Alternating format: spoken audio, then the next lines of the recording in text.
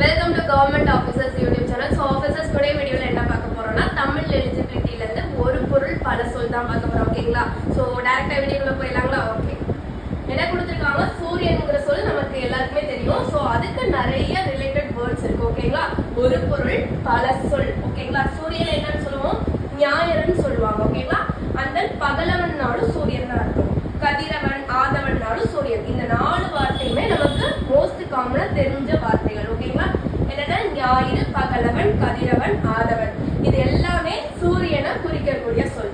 அந்த நம்ம ரேரா கேள்விப்படுறது பரிதினாலும் சூரியன் தான் அர்த்தம். ஓகேங்களா? அந்த அருக்கன்னாலும் சூரியனை தான் குறிக்கும். ஓகேங்களா? அண்ட் ஃபைனலி வெய்யோன்னாலும் சூரியன் தான். அந்த வெயில்லாம் சொல்லுவாங்கல்ல, அதனால வெய்யோன். ஓகேங்களா? அதுவும் சூரியனை குறிக்கக்கூடிய சொல் தான்.